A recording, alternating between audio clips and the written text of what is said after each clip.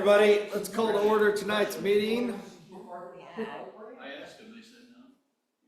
I'm going to call to order the April 8, 2024 meeting of the Public Safety Services Delivery Working Group. Ray, if we could have a roll call. Yes, Jordan Wittrin. Present. Jeffrey One. Present. Carol Allen. Here. Victoria Rizzo. Here. Twyla Harrington. Here. Danny Stavinson. Here. Rich Allen. Here. All present and accounted for. Perfect. Can we have a Pledge of Allegiance, please? I pledge allegiance to the flag of the United States of America and to the republic for which it stands, one nation, under God, indivisible, with liberty and justice for all. Thank you, everybody. All right, I am going to open it up for any public comment on any non-agenda item this evening. First, looking to the Zoom world for any open public comment. I don't see anybody out I there. don't There's see nobody in anybody La that's, La Land. and any non-agenda public? Not seeing anything out here in chambers this evening, so I'm gonna go ahead and close public comment.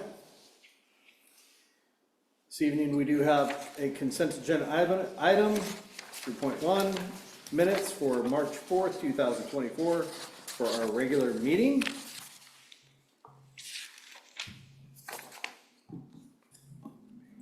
Make a motion to accept the consent agenda for minutes, March 4th, 2024, regular meeting. I'll second it, Carol. All right, we got a motion and a second. All in favor of approving the consent agenda minutes, say aye. Aye. Any opposed? That one carries, Ray. Got it. All right, we are moving right along, all the way up to number 4 already, update on law enforcement. Is that you, sir? Yes, it is. Thank you, Mr. Chair. As you saw in the packet, the letter that I sent to the sheriff, which corresponded with the discussion we had a couple months ago about the changes in the contract. The sheriff acknowledged receiving the letter and said great, would love to sit down and talk about it. So that was 2 weeks ago. I bugged her assistant the other day, said, hey, Katie, let's set up a meeting. So I'm waiting for them to get back to me with a meeting to sit down with them and just start talking, what is their response to it? What are their thoughts? So that's in progress right now, so hopefully And by the how next long ago was that last response to them? today. Okay. Yeah, actually today I sent Katie the email saying, hey, because they said, oh, great, let's get a meeting down the road. So that was 2 weeks ago. So I said, well, I should follow up since nobody's called me. Okay. So I followed up with them to set up a meeting. So hopefully that'll be the next couple of weeks. I'll sit down with the sheriff and talk about it. And then Jensen's, that's the only thing on that leg. And then Jensen's Strategies is still working. It's probably not till June that they'll have their work done in terms of a mock-up of what it would cost to set up a Troutdale Police Department. So that's just kind of sitting there till June. He told me the other day when I asked him about the fire issue, which we'll talk about later on updates for last to-do list, Okay. is that they're marching right along, and so they're on schedule sometime before the end of June to get that report to us. So that's all I have on law enforcement at this point. Any discussion on that? Well, I guess, is there anything else about the letter, anything that I missed? Anything else you want to say, maybe we should talk to them about? Do we want to go over the letter? Are we good? Yeah, Feel good? Okay. All right.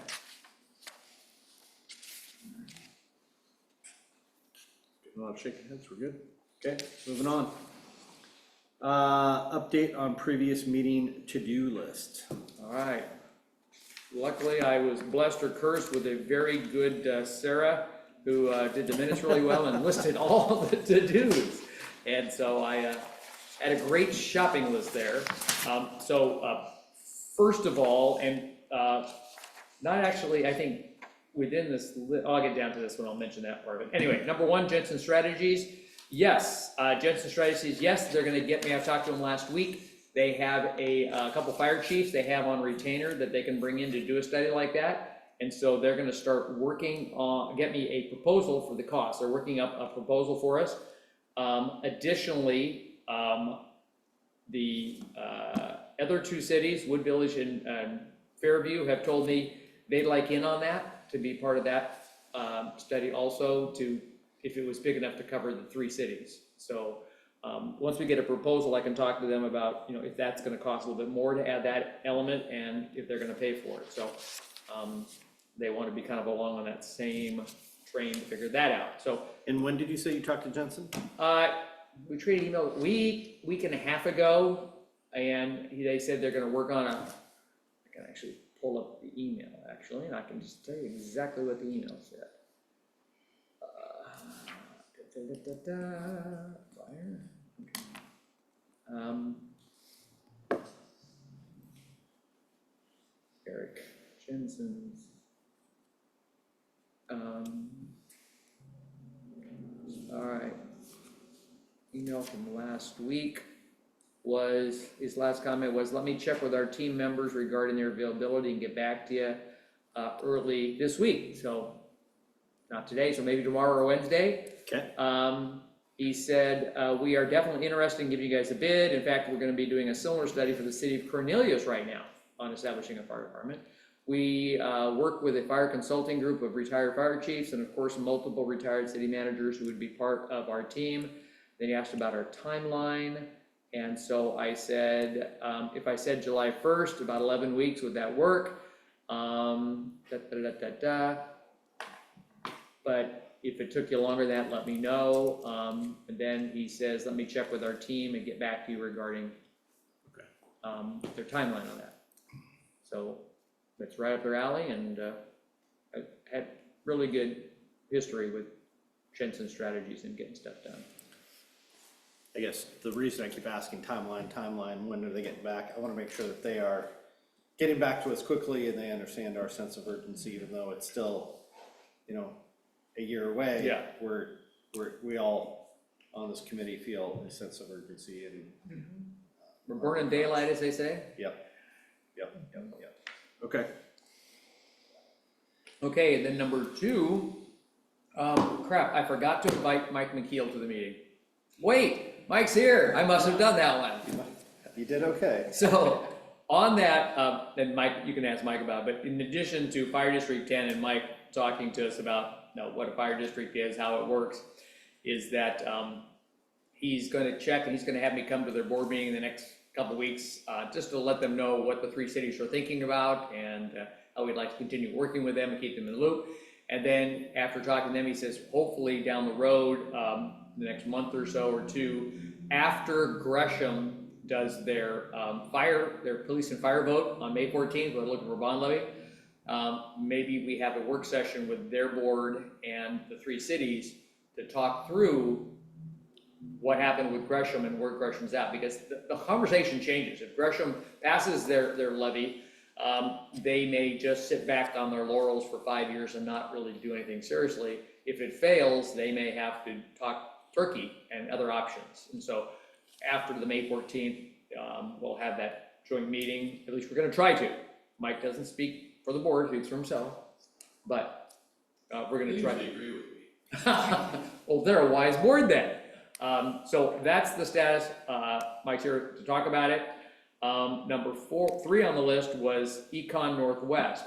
If you recall, Econ Northwest was the company that prepared for Gresham the 2022 economic analysis of the fire department, fire districts, and kind of figure out what the cost would be and the savings would be, and did, you know, you've all seen that report. It's about 40 pages long.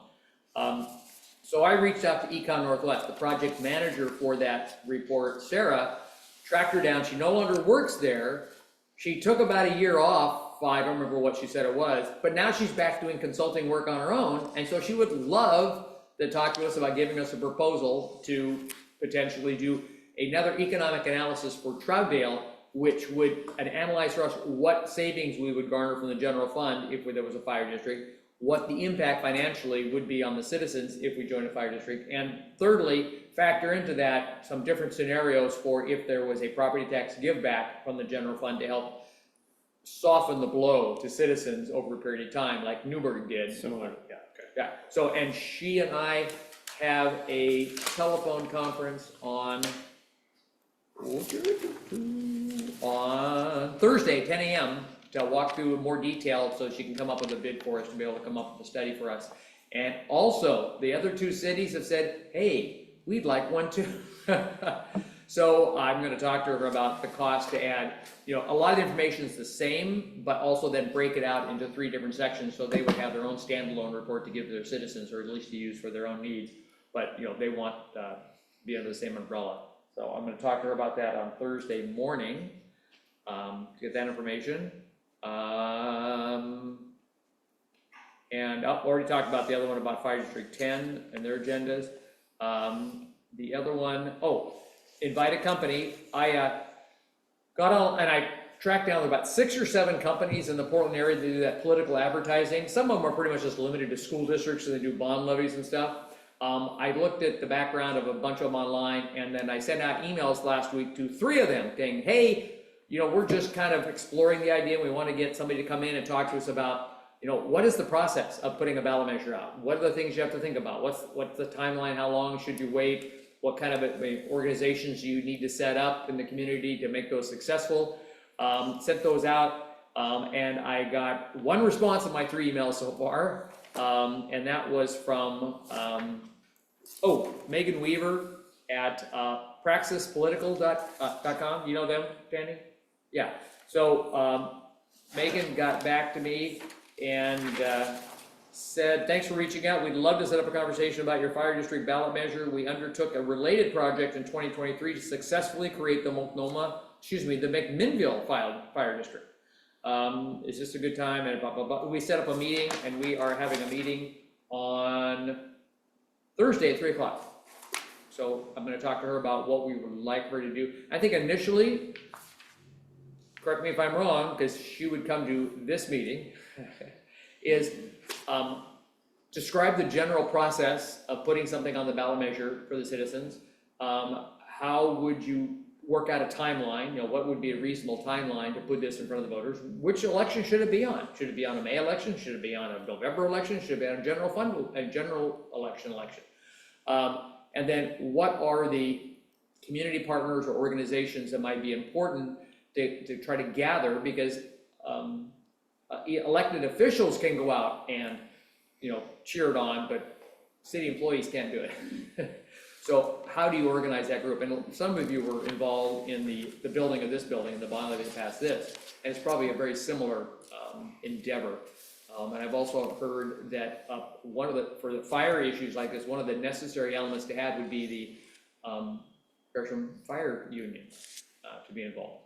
I know they are a big fan of a fire district. They'd love to have us go to a fire district out here, one, because of more stable financing, and second of all, they would then be led by a board that's devoted simply to fire. And they wouldn't have to deal with a city council that's fighting all these other competing needs. And so the fire, and so that's a good partner with them. So anyway, those are the things I want them to come talk to you guys about just how does this work? How do we get there? What do we need to do? How long does it take? Anything else that you would like me to tell her that we'd be interested in hearing from her, just to come talk to you guys. That's kind of my first step in this. Anything else that I didn't say? And I take by your silence that covers it. Okay, cool. Annie, what was your interaction with Megan? Where do you know her from? We're putting a bond on for the levy district coming up in May. And so Praxis did a lot of work for us on that. Oh, okay. But I can say that the whole process, bond counsel, financial counsel, paying the county to get it on the ballot and all of those things, you almost need another bond just to cover all of those costs. It's huge. Yeah. It's way more than you think, and you know, you're talking like a year from the time you start until the time you can really get something on the ballot. Okay. So it's quite a process, and it's quite expensive to do it. Yeah. Okay. Yeah, and I tried to figure out, and maybe they'll get back to me, but what Newburgh did in 2018, when they passed theirs to join the district, they had a real kerfuffle in terms of leadership over at Newburgh between like 2017 and 2021. So there's nobody really working there at Newburgh that was involved in it. But I did track down the fire chief at Newburgh at the time, a guy named something Allman. I think he still works he got hired at Tualatin Valley when they merged. So I'm gonna reach over to Tualatin Valley, see if he's around still. Because as the fire chief at Newburgh at the time they consolidated, maybe he can give us some insights too about what they went through in the process and how they reached out to the community. So I'm still trying to track him down to see. Is it a different city manager there now than it was? Yes, they're on their 4th city manager in 5 years. Okay. And he's got an English accent, so I think they had to go out of the country to find him. Nice guy, but he says, I don't think there's anybody around involved with who was involved in that just 5-6 years ago. So I'm gonna reach out to see if Mr. Chief Hallberg will come. So that's what I'm working on in terms of the process of doing a ballot measure. And that's one of the reasons, you know, as Tanny was alluding to, that's one of the reasons that we've talked before and we've mentioned that if we do a fire contract with Gresham again, is what's happened, it might only want to be about a 5-year contract, so that if we are, and the other cities do pursue a fire district, we're not committed for a long time, because honestly, we just don't know what Gresham's gonna do. We can't control them. And they're very attached to their fire department, having their name on the side of the truck. Which last time I looked, and I'm sure Mike will confirm, if somebody's dying and needs their help, they don't care who's on the truck. But for some people, it's important. So that's what we're working on that. So we'll have hopefully, gosh, I'll try to get whatever our next meeting is. I will try to get her to come to that meeting and talk to us about the process. So, but that one, as I said earlier, I talked to Mayor Lauer, and his impression from talking to Mayor Stovall over Gresham is, yeah, don't even talk to me till after the bond levy on May 14th, because like I said, their whole picture is going to be different if it passes or fails. And finally, the only thing on the to-do list that wasn't mine was the chair. Did you ever find anybody at Fire District 1 to talk to? No, the contacts I had at Portland Fire, just from family, and nobody really had a contact. Nobody did have a contact at 1, so mine kind of dried up there. Okay. So, as Or far as I I just have to start from scratch and just start calling. yeah, it was just off the a website. chance that maybe. Yeah, I thought maybe somebody would know somebody, as it always seems the fire family is always small knit, but not anybody that I knew. Okay. Well, that's all I thought I had on my to-do list. Yeah, Tanny's itching to say something. No, I was just gonna comment off of what you said about this building. And when we did this building, it was very grassroots. And we really went door to door over the course of a number of weekends, and we did some open houses. And the interesting thing with that was, we had a lot of the officers that walked with us and promoted it. And those of you that have been around, remember the old bank? What was a bank? US Bank, was it? US Bank. It was US Bank, and then it was like Oregon Bank, and I don't know, First Spanky Bank or something, but it was several banks before it closed. And the building was in pretty sad shape. And it was interesting to me because our police were really beloved. The community really loved our police, and we went door to door. And it was kind of like, we thought, my thinking was you gotta start with 0 votes and work up from there, but everybody was thinking, oh, this is gonna be a slam dunk. And we just worked it all the way up until the end. And the moral of the story is we won by 322 votes, which was really not a huge margin at all. And that was surprising to me because I thought it was a pretty easy sell to the community. And so, you know, sometimes these things are a little more uphill than you think. Sometimes they're not, but. I have no doubt that everybody in this room is gonna have to put in some work if we decide to go down that road, so. Yeah. Yeah, Are we done paying that for, would that be 2028? No, we're not done paying that off yet. No, but in how many more years? It was 2008, 2009, wasn't it? And it says in a 20 years? Yeah. And it didn't end well, as you know. Yeah, okay. Okay. Yeah, I understand. I think that's all I have, Mr. Chair, is in terms of report and follow-up on the to-do list. And I'm already writing down. Any other questions of Ray or comments, as he has another couple of meetings coming up with consultants and the ballot measure consultant and then the analysis. So any other concerns or comments to him before he takes these meetings? Yeah, I'll have those and the follow-up on, hopefully by then I'll have a meeting with the sheriff, or at least get a feedback from her on her thoughts about that. So yeah, all those things I'll try to follow up on next meeting. The only Yes. comment I would make is that we have to be really transparent and really real with our voters, with people in Troutdale. Because although this is a wonderful place, we got burned. So we have to be really careful and we have to be really transparent with whatever we decide Oh, with our yes. voters. Integrity has to be. It has to be. I thought that the letter to the sheriff was well done, actually. Good opener. Good job. Thanks. I thought we had a good opener to the city of Gresham too, but for fire, but didn't get a response, so. No, we sent them nice letters several times we've talked to them, Yeah. but they're just, It just kind of peters out. I keep my mouth shut. Yeah. So. Okay, Good, okay. I was gonna say, I thought the letter was really good, and thank you, Ray, that was a tall list. Yes, very good. want to keep us moving, like I said. Really? Yeah, that I'm a was short long. guy, but a tall list, thanks, Danny. That's a lot of stuff. That was a long list. Yeah. No, thank you, Ray. As always, you do great work. So we're gonna keep this moving right along. Mr. McKeel, if you could approach and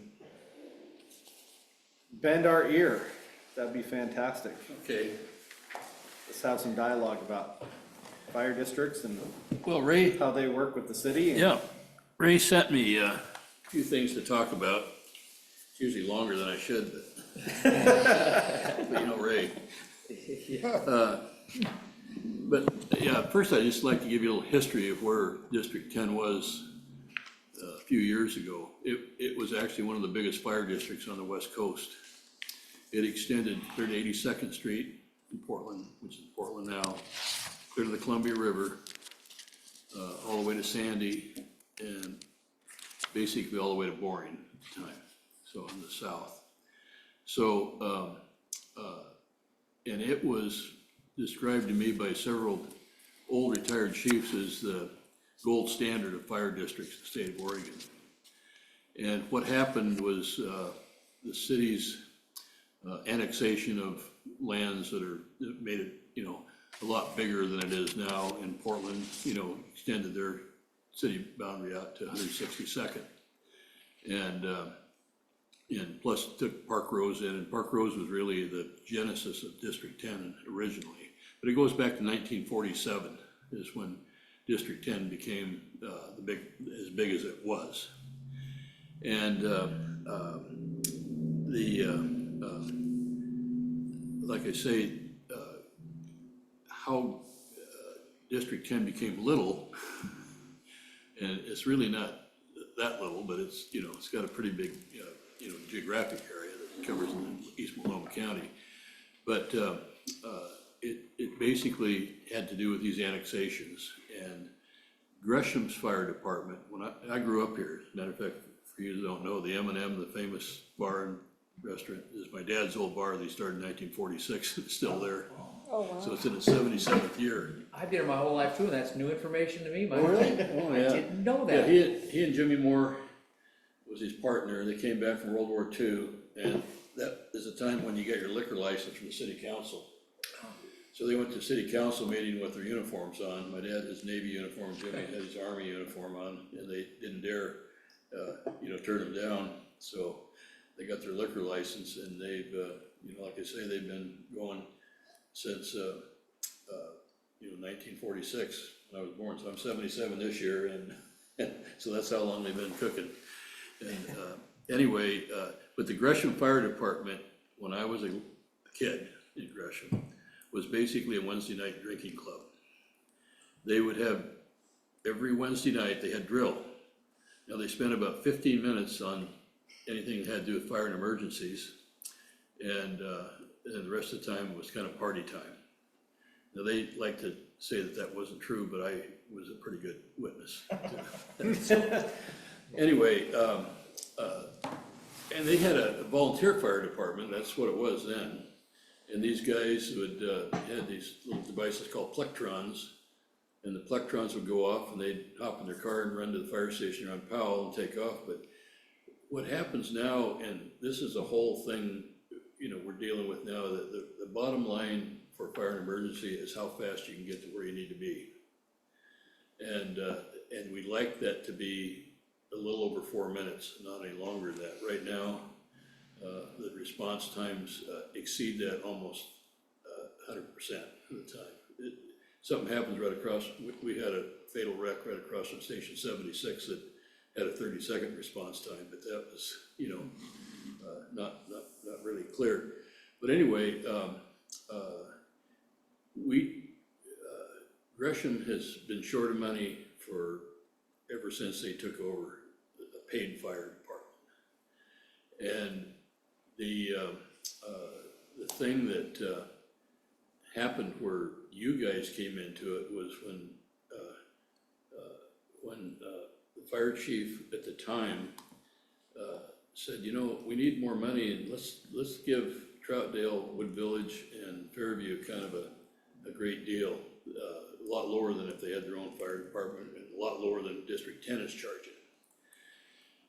And the secret is they didn't have to hire any more firefighters, they didn't have to put any more fire stations in. Your money was just an extra income to them, even though it didn't really, if you split it up evenly between everybody, you guys were paying a lot less. Well, the number of calls and for service now, in particular, the station on Halsey and the station at City Hall, Station 71, compared to our Station 76, we get about 500 calls a year. Station 71 and the one on Gleason gets 5,000 calls a year. And it's going up exponentially every year. So one of the things that I think we know is the best way to deliver that service, so they can respond to their calls. And about 90% of the calls are medical, they're not fires. And a small percentage of them are rescue. But in doing that, time is really the essence, because, when somebody's unresponsive and whoever's with them doesn't know how to do CPR, you gotta get there. So, because of the calls, what we're worried about in the system is that there will be calls that should be, have a response in 4 minutes that may have to be, divided between somebody that has another call that takes that time, and you only got one ability to get there. But if the number of calls keeps going up, and you see Gresham, they get subdivisions going up all over the place, and the more people, they may not have a fire in those new houses because of fire codes, but they're sure gonna have medical problems, and they're gonna have car wrecks, and just, like I say, the calls for service are getting almost out of hand now. So we tried, and it was a 4-3 vote for the city council in Gresham to put up a vote for a fire district back, do you remember what the year was, Ray? It's been longer than I thought, but way back, over a decade ago. Well, that was, Gresham was 2003, 2004. Yeah, it might have been, yeah. Yeah. And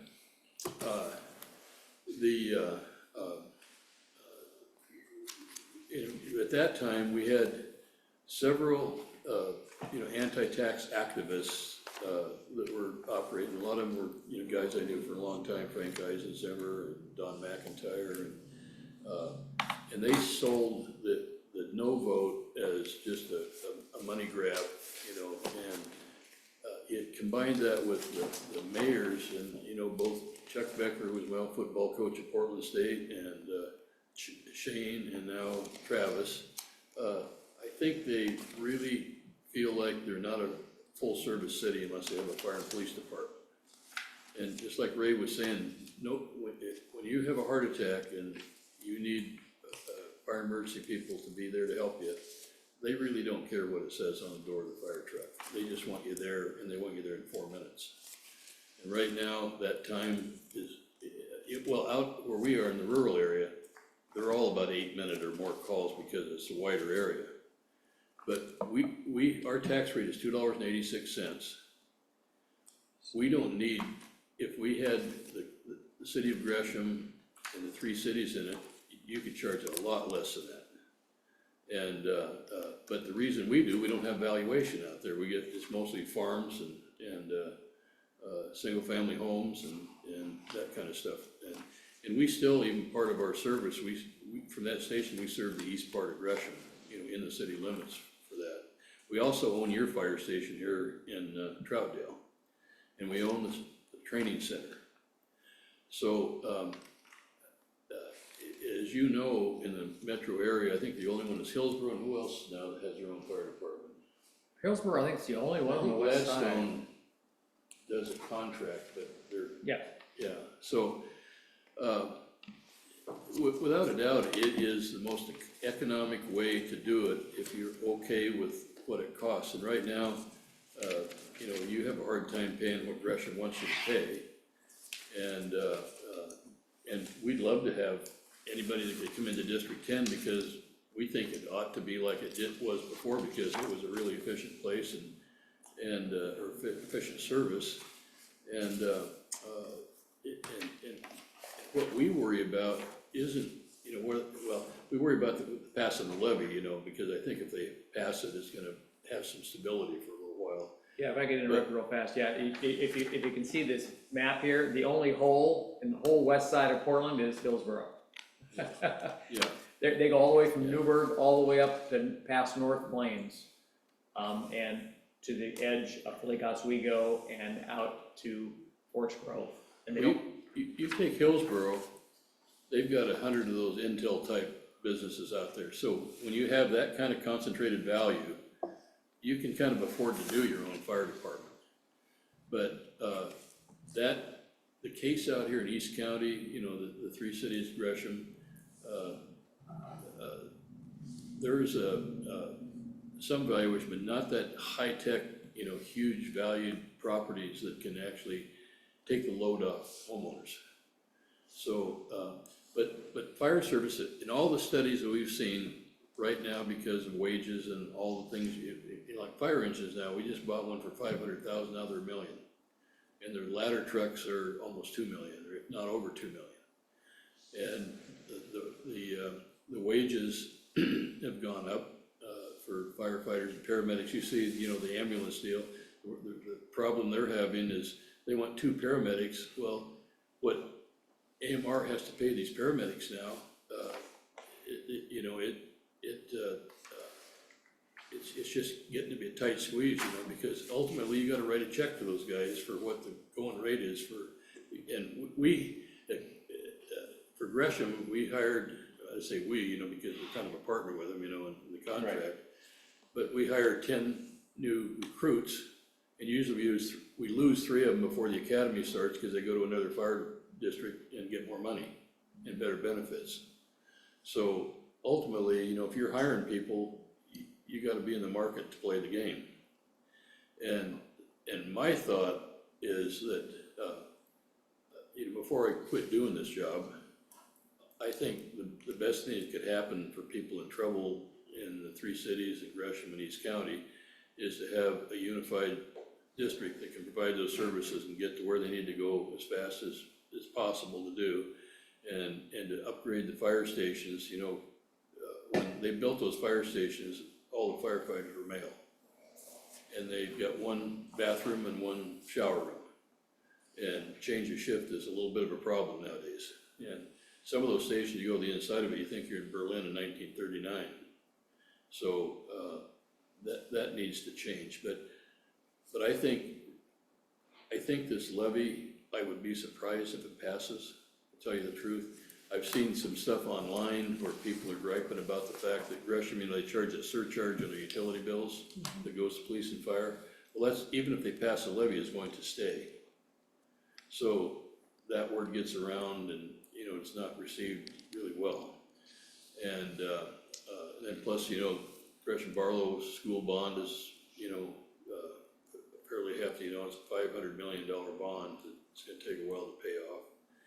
So I think it's gonna be kind of a tough deal. So getting down to what I have talked to Ray about, and I think we'd like to talk to you guys about in a work session, is to figure out a plan that if the levy fails and you see Gresham starting to, and some of the money, they've been living off grants besides that utility money and all that stuff, that could all disappear within a year. And if it does, Scott, the fire chief, has talked about that there's a possibility, in the worst case scenario, they're gonna have to either close a fire station or do a rolling closure, where they just hire less people, and if you close a fire station, the response time for the area that the closure goes up, and that's, from a medical standpoint, that is not a cool deal. But like I say, the voter opposition to any money measures is significant, and how to overcome that is gonna take some really good planning, because people, I think, to pass this has to have an emotional attachment, just like you talked about the fire, or the policeman going door to door for this place.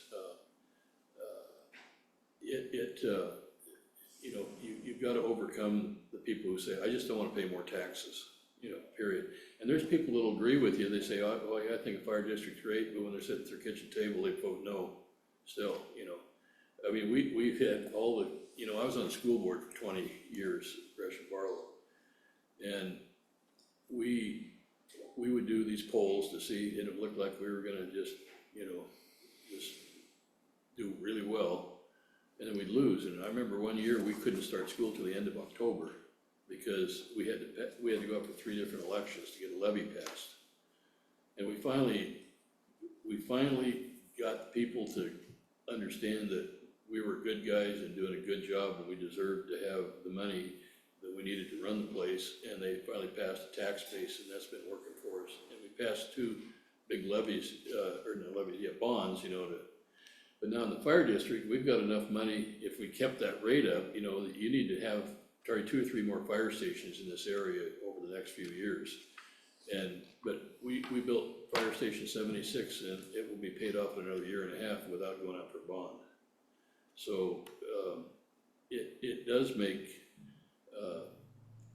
sense in my book, but I think the thing that you guys ought to look at isn't so much whether a levy passes or doesn't pass, but I think you need to take care of but I think what you really need to do is what's gonna be the service over the next 30, 40 years? And if you don't think in those terms, you'll be just going from every 2 or 3 years to try to stay above the water. And that's no way to run a business, in my book. You've got to look at the long haul. So if there's anything else you'd like to know that I might know, I'd be glad to do that. But I think, let me see if there's anything here on Ray's list today. Well, one thing I would add, I think if we did a work session, I think it would be good for us as a district, because we worry about whether Gresham could even provide the service, no matter what we're paying them.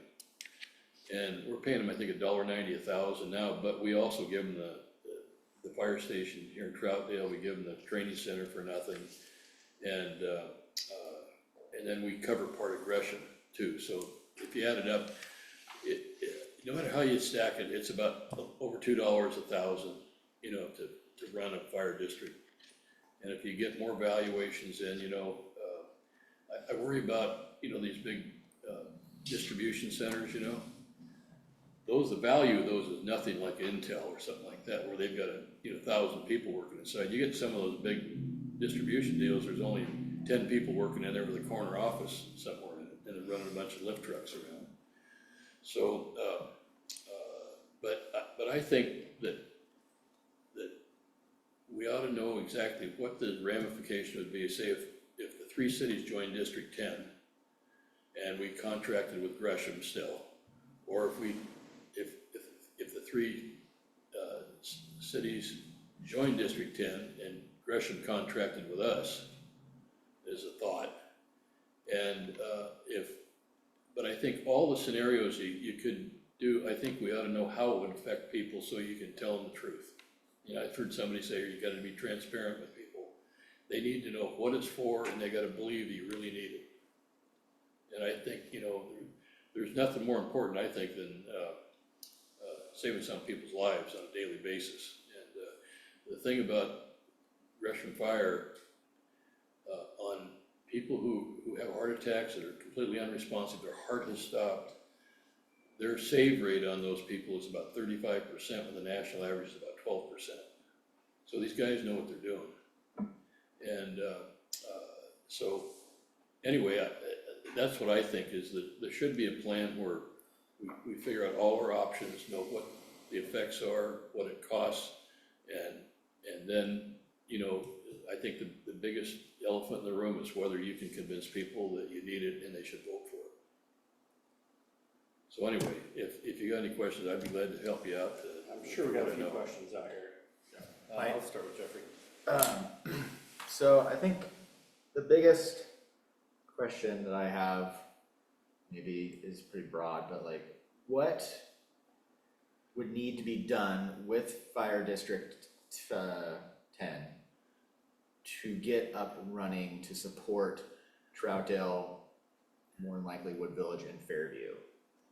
What would need to be accomplished to get that done so we can provide the service that, one, we would be asking for, and two, that you would hold yourself accountable for? Well, a couple things. Where the fire station is right now for Troutdale is not in the best location for the calls that it actually responds to.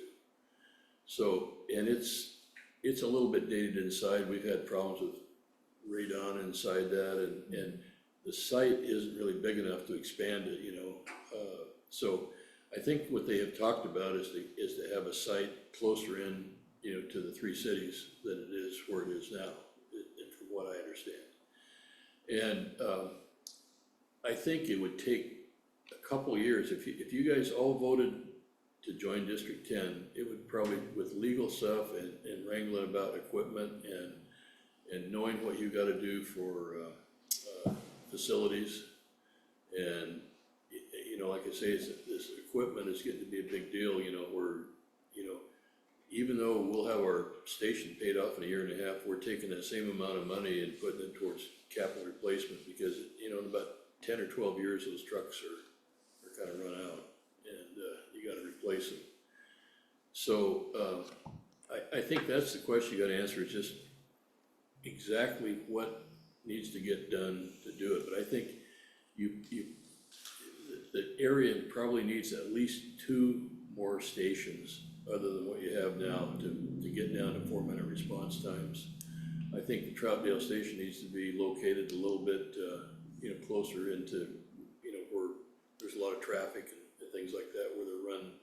It takes them probably, I don't know, a minute and a half probably to get from where they are now right down to, say the freeway or the truck stop and Halsey, where there's a lot of stuff happening. And but I don't think anybody's taken the time and gone to a certain amount of expense to find out exactly what that is. But at some point, you mainly have to have enough stations and enough people working for you that you can hit those response times, or at least come a lot closer than they are now. Right now, they're inching up towards 8 minutes. That's double what the national standard is. Yeah. How does that get accomplished, though, I guess? So we decide to join, everybody's paying their, whatever the tax rate is, and like how, how do we accomplish that task? I Well- guess I'm just, Well, here's what really kind of shot us down before. We have a $2.86 tax rate. That's because we're out in the county. We're also paying for a new building out of that. There's no bond. But you could get down, if you really minded the business, you could get it down maybe below $2 a thousand for the whole area. And I don't know, what are you guys paying now? If you base it on cost per thousand? Oh, right now we're paying at about $1.90. Yeah. So if that money went to District 10 through a district, that would be money say for Troutdale, that would be money in your general fund budget that wouldn't have to be paid. So you could actually lower your tax rate, although, but what these guys said that were in opposition to that merger with Gresham is that, these guys will charge you the whole 286, and then Gresham will charge you the same thing they're charging now. So instead of paying, $360 to Gresham, you're gonna be paying $6 and basically that isn't true, because the budget for the fire district has to be approved by people like you that are gonna be on that board. yeah, And right now, you don't have any say in it other than what they want you to pay. yeah, And I think we've got 3 cities that are great places to live, and people are feeling lucky to live here, that they ought to have some assurance that Gresham isn't, they're not asking more than it takes, and but I think, the citizens would have to pay a little bit more, but I don't think it has to be very much more. yeah. Maybe your tax rate, and I think that's what we did last time, maybe if everybody, Gresham lowered their tax rate and we lowered our tax rate, it would be about a net 50 cents a thousand more. Yeah, I think currently Gresham citizens pay about $2.35 comparably for the fire. And Baldwin Valley, Clackamas are like in the $2.05 to $2.25 range. Somewhere there. Yeah. So okay, I think more needs to be done about that, but how does the fire district benefit Troutdale residents? Like we all know, and you mentioned it, like, we don't have a say in anything with Gresham Fire. They can basically do Well, whatever they want. What you So don't have now is you don't have public representation. Right, The other thing you don't have, and most people don't realize it, they know if they have an emergency, somebody will finally get there. But you can see what's going to happen to the fire service is exactly what's happening to AMR right now. We had one of our board members who was a retired lieutenant from Gresham Fire. His wife broke her leg and her ankle. They waited an hour and a half for an ambulance. And, those ambulances are supposed to get there, just about, 6 to 8 minutes. Well, that's out the door right now. So if you had fire that had an hour wait to respond to a call, I mean, that is catastrophic. But, the response times, as time goes by with the number of calls, is going up every year. Yeah. It takes longer to get the calls, and some of them, the reason the average goes up is that some calls they just can't get to because they're on another call. yeah, And then they have to have people move up. They got, agreements with Portland, Sandy, and Clackamas, for different things, but, they're all quite a ways away, yeah. so. I guess my question more directly is, how does the fire district work specifically? Like, there's a board and, there's a head, like, Yeah. so how does that benefit Well, us more I would say than it's, what we're getting now? it's just like, school district. You guys have rental school district here, for Troutdale.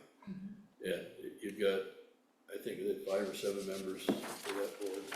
But they have their own taxing authority, they have their own public board, they have their own budget process. And right now, you're basically dealing with a contractor. You're not dealing with your own, the people who make those decisions are all Gresham citizens. They make the decisions for you. And I always think the people who have the service ought to be the ones to make the decisions of what kind of service you get, how much it costs, and what you do. So you don't do that, but the whole nexus of this is that if you had the ability to get that passed and you got a little bit more funding and you did the kind of things that get the response times, what you get is you get public representation, you get all the financial stuff is due to the citizens, and hopefully they would set budgets and collect taxes that would get people served the way it's always intended to be served. That you get there quick and you save people's lives. And where's that accountability? How does that translate into Well, that? if your board's not doing too good, they can always fire you. Okay. And you hire and fire the fire chief. You're in charge of somehow raising the money, whether it's out of your general fund that you get through taxation to build facilities. And, but all that, kind of the things you may not think about but are important is you want really good people who want to work for you. You don't want to have, take leftovers that maybe wouldn't get hired anywhere else. And with police and fire right now, that one of their biggest problems is recruiting qualified people. They can get people to apply, but whether they're the kind of people you want and need and have the ability to do what you ask of them, that's getting to be a problem with that and a lot of other businesses. So how is the board appointed? Well, we're all elected. All of them? Yeah, everyone, Okay. yeah. And then how does that interaction, when we're talking about with the city and the board? Well, you're Go. basically independent of the city, which right now I think is a good idea. Because if you go into the budget hearings, the city of Gresham now, I mean, everybody's fighting for everything. Yeah, and I'm not so much talking budgetary, Oh, yeah. as, we at Troutdale, we say we're fighting for our small town feel and our sense Oh, yeah. of place and everything else is, we wanna have an interaction and our representation and be able to talk to the board and be able to talk to. Well, yeah, I And think we as a- wanna know what that looks like, what does that interaction Yeah. look like with the Well, board as a and the good city? board member, as you know, the more you can learn about what really is good service that your citizens deserve at the cost you think that is a fair price. I think that's what public boards are for, is to,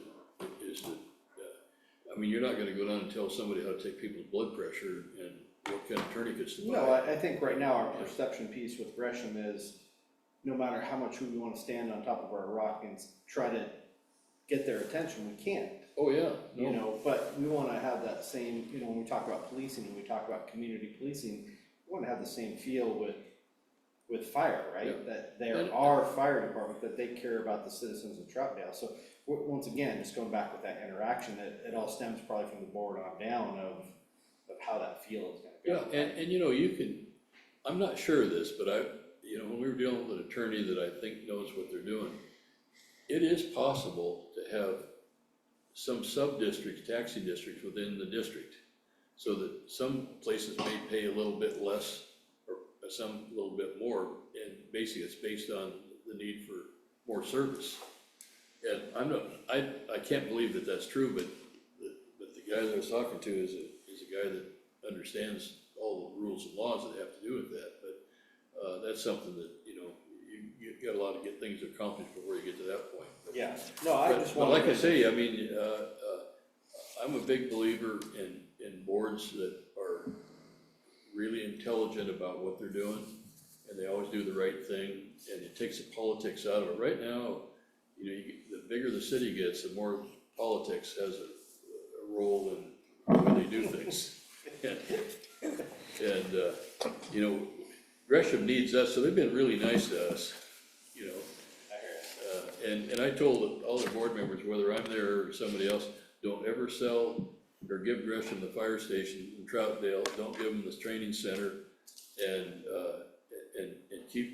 never give them Station 76 out there, because if they own all those assets, they can be they can kind of make you do what you maybe not wanna do. I mean, I like the idea of doing a workshop just to answer more questions. Yeah, I think, and actually, Scott, the fire chief, he's been real fair. I told him, I'm gonna be down here talking to you guys. And I said, you know that almost every firefighter in the Gresham Fire Department would like to see a fire district where they didn't have to deal with the city council and all the politics to get what they need to be effective. And I think, I don't wanna speak for Scott, but I don't think there's any fire, I've even had Portland firefighters say they've thought about joining District 10. I said, well, that'd be a real, home run for, doing that, but they would like to get out. You take a look at Gresham firefighters and Portland firefighters, they would love to be part of a district where, they were closer to the decision-making for what they do. Yes, Rich? Rich, So, you've been awful quiet. Yeah, it's kind of uncharacteristic sometimes. Yeah. But sometimes my wife will tell you it's a blessing. So I want to say that I think Mayor Stovall's heart is in the right place. I like what he wants to do, but I think he's got a very challenging situation. I'm being diplomatic. Yeah. One thing I look at when we talk about control and say and all that, I do know that, we have a say with Metro, but it doesn't feel like it. We have a say with Sonoma County. It doesn't feel like it. However, District 10 has always been a good district to be neighbors with, I must say. I like District 10. So I don't know how we navigate all that, really. The structure of it. In order to- Yeah, a lot of the old people who were in District 10, when you were District 10, Mhm. will say that was the best service. We had the guy who was the fire chief for Troutdale Valley, which is, a big outfit. Right. And he remembers District 10 in his earlier days, and it was regarded as the gold standard of fire districts. And I think the reason it is they had good leadership, they hired good people to run the fire department. And they had a good board that actually was, had one thing in mind, is that the service they gave was timely and it was effective. And I think, my thoughts, if the three cities joined District 10 and Gresham didn't, however that shook out, for Gresham and whatever, I think it would be a net positive for the three small cities in our rural district, to be able to, and I think the three cities and District 10 could probably manage it on their own without even being part of Gresham. But I think it'd be probably devastating to Gresham, to not have the income. Because right now, most of your dollars are not going to calls that come in your city.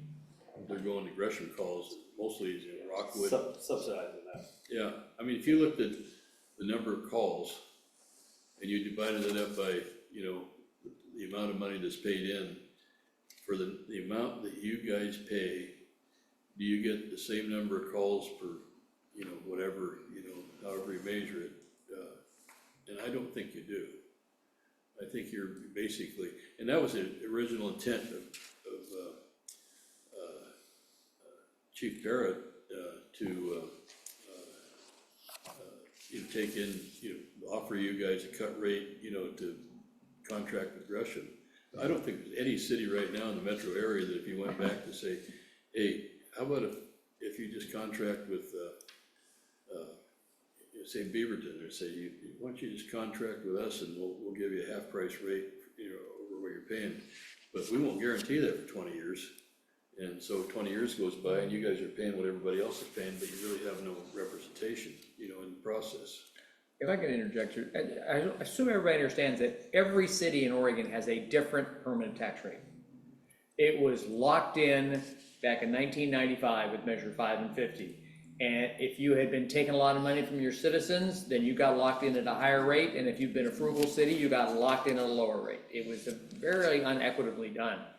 The city of Portland, one of the few places that have their own fire department, they can afford it because their permanent tax rate is $7.40 or something. Yeah. Troutdale's is half that at $3.74. So we are already behind the 8 ball. We don't have a permanent tax rate to cover the services that a lot of other cities have. I mean, other cities in metro area have like a $4 or $5 tax rate. Yeah, I think actually over $5 is the most common tax rate Yeah. in most cities in Oregon. And what happened was the 3 cities, Gresham, were all administering lower tax rates, this $3 and some tax rate. Measure 5 locked it in, so they couldn't even go up to their already approved tax rate. And, I mean, if you guys had, just think if you had $5.50 tax rate right now, I'd be home watching the game tonight. That's probably about an extra $4 million annually in property taxes. Because right now we take in about $7 million, I think, in property taxes. And that's another 40% more. Yeah, so it'd be about 3 million, 3 yeah. million. Yeah, more. And that's, I guess that's one of the arguments you make with our citizens. Yeah, it's more property taxes. However, it's still less than what Portland pays for property taxes, you know. Well, see, and that 3% bump you can get every year on property taxes doesn't take into consideration these last few years we went through when the rate was getting up 8 or 9% for everything, including wages. But wages have, gone up. I mean, I got a business, and I mean, I want my employees to get paid well, but I had no idea like 10 years ago what they'd be making now. And I have to fight to even keep them at that because everybody else is trying to get them. The interesting thing you said is that most of fire is medical, which is our experience, right? Do you remember when that started? Was that the 70s when we started? Well, like I say, they had volunteer fire departments, so they didn't really have that many fires, so they weren't going great guns. The guys that did the medical were the ambulance drivers. Remember Buck Ambulance? Yeah. And those guys, and those guys, most of them were far from being paramedics. When I went into Navy as a dentist, and I got signed to the Marines, and I got the 1st Marine Division, and they made us all field medics. And I told these guys, the corporals, I said, if you get shot, don't ask for me. Get one of those corpsmen, that know what the hell they're doing. And it's true, when you go on a medical call, we have a three-person crew, 1 paramedic and 2 EMTs. And that's the argument they're having at the county, with AMR, is they can do a better job. I mean, they can hire more people to get more calls done if they go 1-on-1, a paramedic and an EMT. But we go on the call, the same one they go to in the ambulance. So you got 2 paramedics there anyway, one from the fire station and one from the ambulance. And generally, most of what a paramedic can do is they can start an IV, and they can do a tracheotomy if they have to, and stuff like that an EMT can't do. But most time, CPR and stopping bleeding, make sure the guy's airway is good is what you got to do. But you got to get there in time to do it before the guy turns blue and they haul him off. Would you guys, trying to figure out how this is. Looking at a model change, is something that I think they've talked about. Some fire stations have ambulances just attached to them. So on a medical call, it's like just the ambulance will go, whether it's paramedic, EMT. Yeah, well, is that something that, the fire district would look at and how to service our area? We have an SUV, but it takes more people to do that, because if you have 3 people at fire station and an SUV there, then you gotta have pipeline, because you gotta send 2 people on the SUV. And that's what, I've had a lot of people say, why do you take a fire truck to a medical call? I said, well, what you're doing is you're moving the fire station to the medical call. Yeah. And what you hope is that if you get a fire call while you're tending to somebody with a heart attack, and you get the AMR there, Yeah. you can take off and go do the fire while the AMR does that, but we can usually respond faster than AMR can as a first responder. Oh, absolutely, yeah.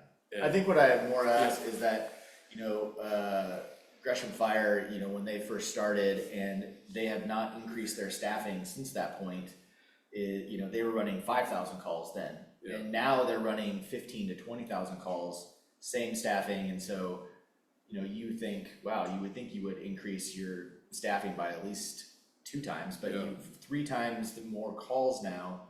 And how do we, Well, see what they're doing now is they're pulling like from station 76, we're going on calls that are way out of our Right. response area. and, if we can more equitably get to these people, like we said, we've hammered that home, is we need to get to the people sooner rather than later. Yeah. And so, but also you don't wanna just take a big old fire truck every single time, so how do you, if you can hire 2 extra people to run an ambulance, and you can, now we Well, can reach you know, more some people cities- for the right reasons without bringing a bigger fire truck. Yeah. I'm just asking, I guess, as a fire district, is that something that we could have a conversation about, is changing the model and how we get to our people that need Well, yeah, help? what you're talking about is transport, because that's what ambulances are for, to get the person to a hospital where.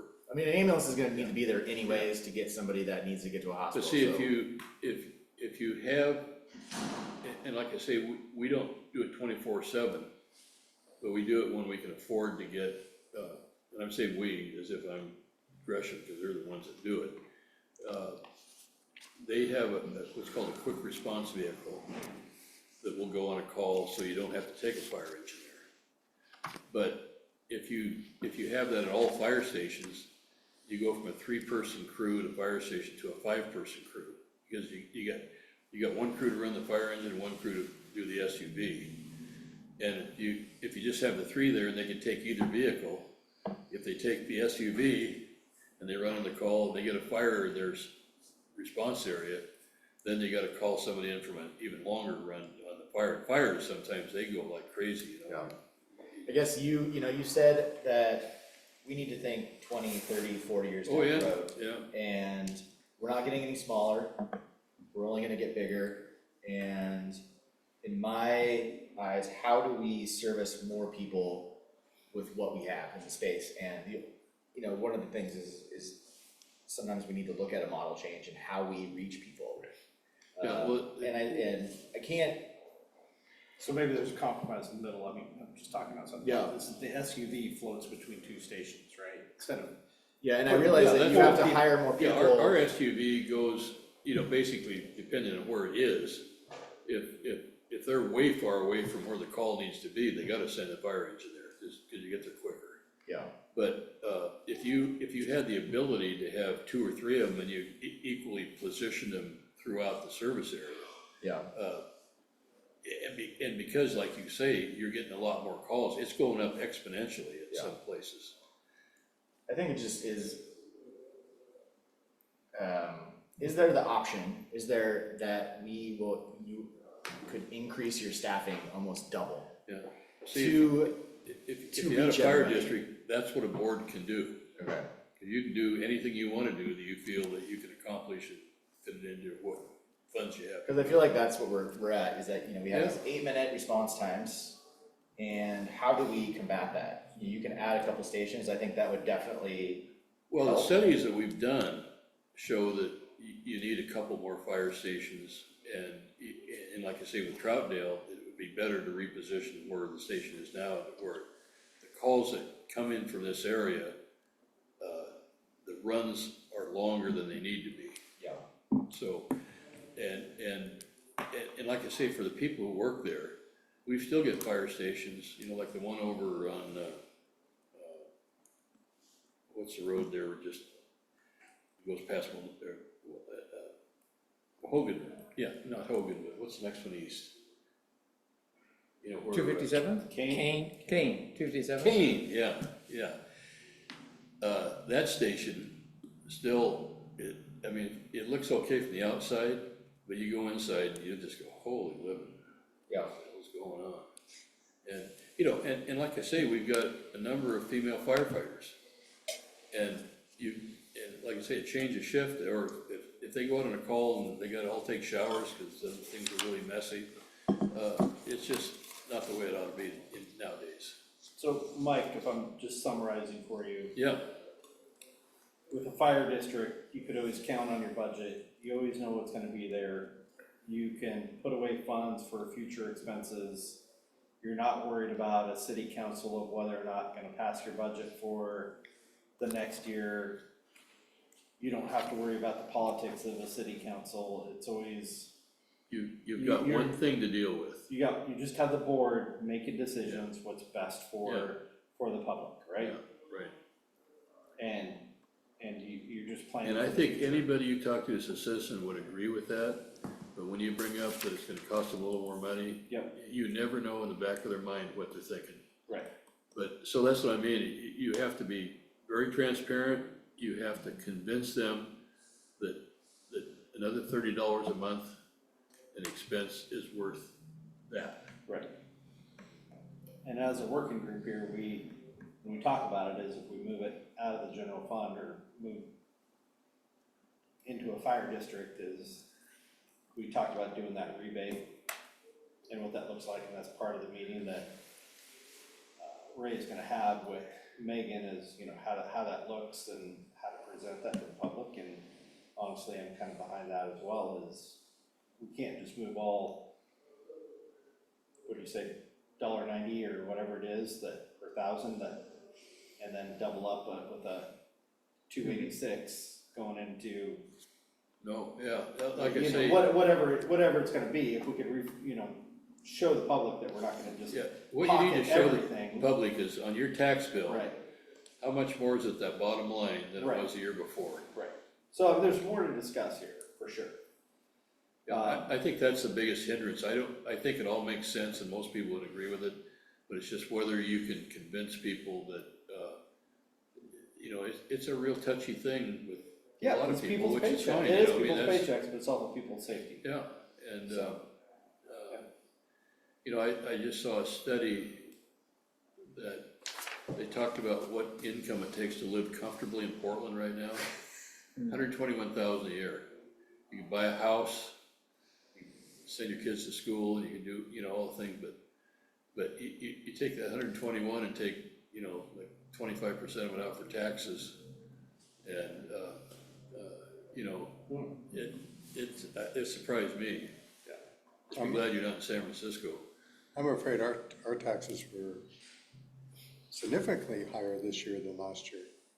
And if I look at it purely from a dollar standpoint, I would guess didn't Reynolds pass a bond? it's like, no, No, right? not yet. They haven't yet, Yeah. no. No, most of our hit's been Yeah. federal. But if I were to look at it strictly from a dollar standpoint, I'd be going, well, no, I don't want another tax. It's been horrible these last 3 years as it is. Yeah, But I do like to have really good fire. I like to have really good police. And quite frankly, I don't know where I'm gonna be when I need them. We could be Fairview eating dinner or over in Wood Village shopping. We don't know. And so we like to see the area have good service, not just Troutdale. Because it's hard to stay within just the 5 square miles of Troutdale, you know? well, there's a lot that goes into it, you know, we've had 3 drownings at Oxbow Park in the last few years. Right. And, you know, cell phones don't work in Oxbow Park, and we had to hammer Metro mercilessly to put 2 satellite phones down there so you could go direct to emergency. But, you know, there have been cases where somebody's been underwater for 20 minutes and they can still get them going again, Yeah, if it's cold enough. it's pretty cold. Alright, so it's, Well, I don't wanna keep you guys here till the late show's on, but. Well, we need to get to Twilla here. Go ahead, you should go first. Right. I was wondering if you could talk a little bit, you mentioned that and it came up for me. If we were to move to this new model, where, and one of the key needs we have is moving the site for the 2 areas instead of having the central one. would those additional monies that would be needed to have 2 new fire houses, would that then just come from that tax dollar, or would that be an Well, additional ask in the future? We were lucky because we had such a high tax rate, you know, that we could afford to do it without a bond. But typically, you're gonna have to pass a bond to do, now, we built our fire station for $3.5 million. Now they're about 10. And, I think, you know, Sandy just did theirs, I think it came out about 10 million. And I think that's one of the reasons they went over to, or one part of it, they went over to Clackamas County. And they were volunteer, you know, too. So it might be an additional ask of the community in the Well, future? yeah, I mean, just like schools, you know, they have the regular, you know, tax authority, and then they can ask you to pass a bond and do whatever, but, I think if you did that, you'd probably be looking at having the district and then doing a bond, but if everything worked out right and you had enough income coming in, just like we did, we paid our station off in 7 years without doing a bond. And we bought a new fire engine. So I think, you know, the first place you gotta look is what your income is before you go ask for more. But it all depends what the tax rate is that we. Yeah, I think one of the things, if you're gonna set a tax rate, say you've got the authority to do 286, well, if we all came together, it's not gonna be 286, but if it's somewhere between $1.90 and what you need to upgrade the fire stations and the locations and have some put away for new equipment, I think that's all the kind of thing, but then it's done by a local board, it's not done by, you know, Travis. I mean, I'm a friend of Travis's, you know, and I respect what he thinks, you know, but I think having the choice and knowing what makes the choice is the important thing, you know, because it shouldn't be if you like Travis or don't like Travis, or what he's, you know, being a good guy or bad guy, or I'm trying to be a troublemaker for him and his stuff, but I just think that we know how it could be done. We know probably what it would cost, and we know that in 20 years, they're gonna be in real trouble if things don't go. Right now, we're basically treading on thin ice. Because if all these grants go away and people get rid of the surcharge on the utilities, you know, they're gonna have to take firefighters and tell them to go somewhere else to work. And so that's long and the short of it. So you're saying recruitment might be easier? The what now? You're saying recruitment might be easier? Well, I'm teasing. yeah. I don't know about that, Rich. Twilight, anything else? That's it, thank you. Victoria? I was with Councilman Wynn on possibly having our own ambulances. I'm sorry. Having our own ambulances, Oh, run an ambulance? yeah. Yeah, well, you know, Seattle does their own transport. They have their own ambulances up there, and, Correct me if I'm wrong though, but- but Multnomah County, Multnomah County has the well, contract. Multnomah County is the one paying for ambulances Right. now. If you said you didn't have to pay for them anymore and we were gonna pay for them, then you got a problem, but if they kept funding them to the level, you know, that you could do, I mean, I think it'd be better to have our own transport system, but they went to AMR because they were cheaper. But what they're running Or you into, get what you pay for. yeah, and, the fact you have 2 paramedics on there costs them about 20% more for each ambulance. So we couldn't go against Multnomah County Say no against them? if we had our own district. Now you're talking ambulance versus an SUV.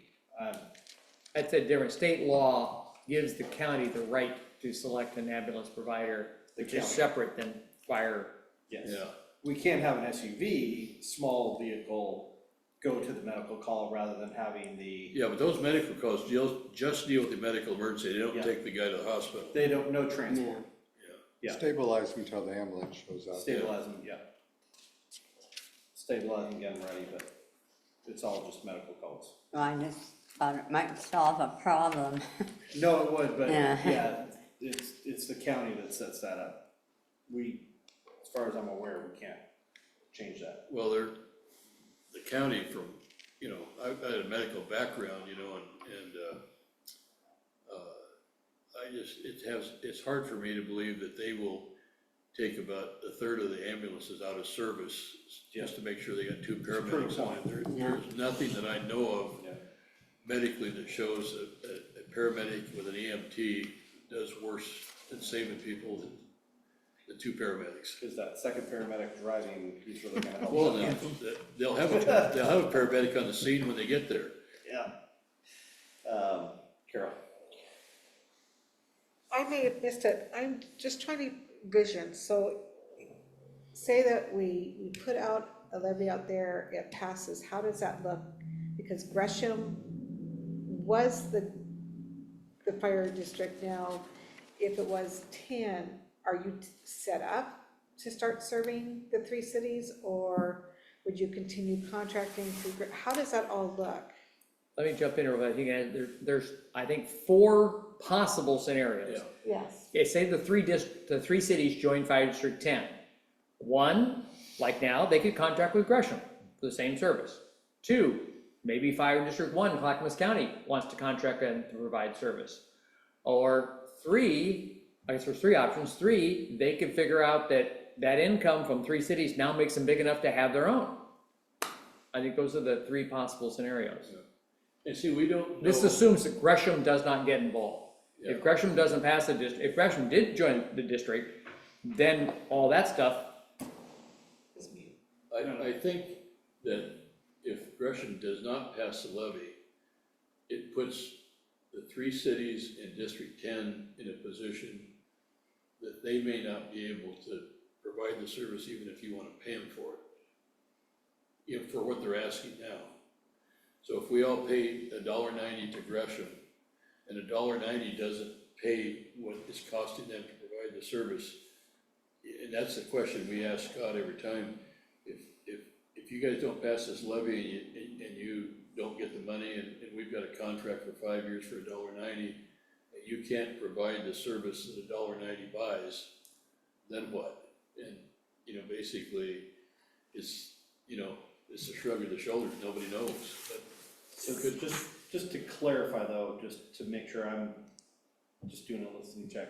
If we all say, hey, we're joining Fire District 10, we as a community are giving permission to the board at Fire District 10 to make whatever decision they deem the best for our community, whatever decision that is.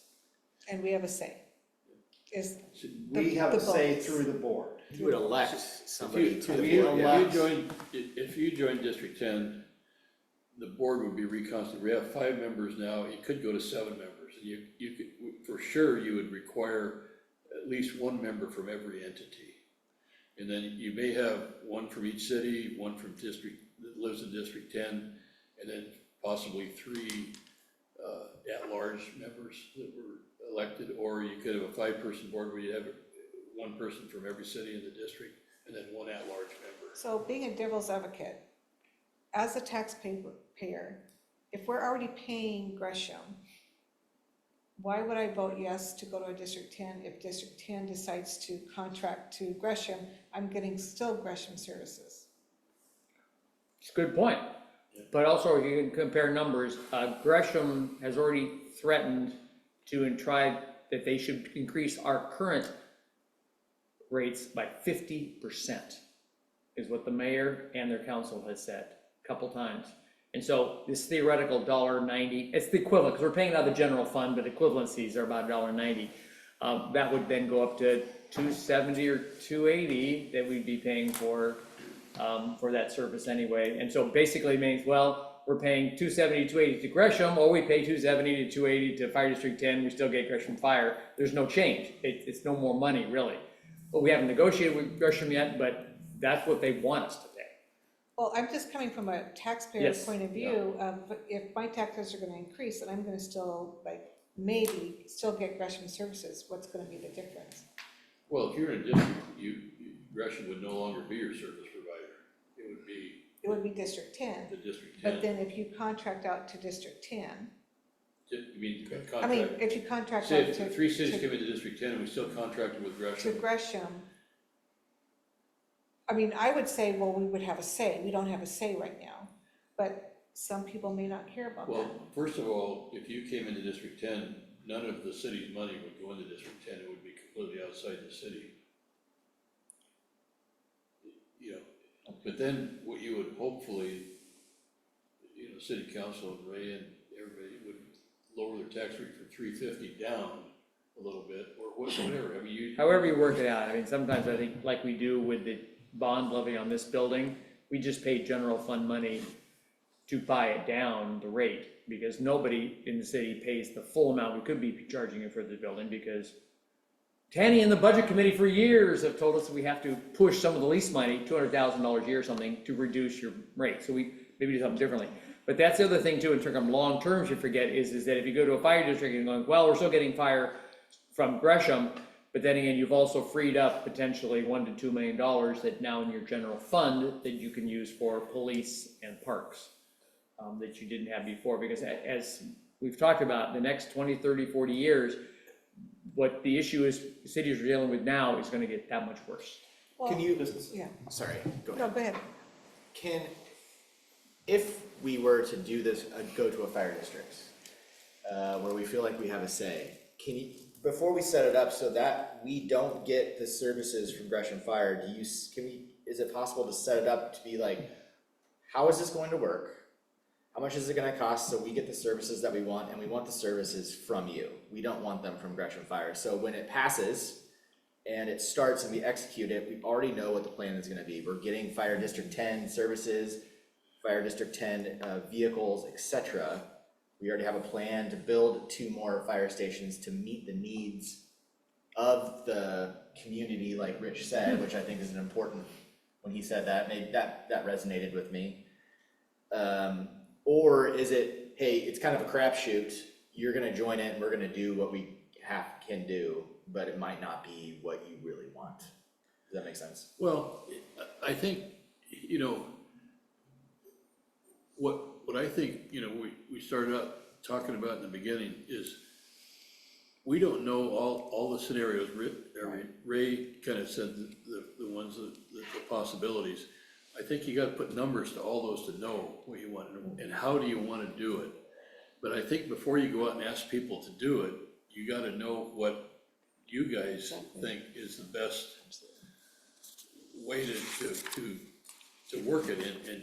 And I think if Gresham and District 10 and the 3 cities all came in, it would be a glorious day for the service, you know, because you could do all the things you need to do, and it would be at a rate everybody else in the whole metro area is paying. But like I say, that's a pretty tall mountain to climb to get people to approve it, because everybody knows here is there's not quite enough money to do what should be done for adequate service, and it's getting worse every year. And so, like I say, I look at 20 years ahead. Is it gonna be a time there where 911 gets a call and they have to decide who they go save? And, you know, that's something I don't think anybody ever wants. I think maybe once we get all the numbers kind of figured, it'll be more of a better picture to see what, The option, you can see what the options are, but still at the end of the day, it's gonna be us voting, we wanna join Fire District 10, Fire District 10 saying they want to accept us, and then Fire District 10 board making Yeah. decisions of what direction we're gonna go.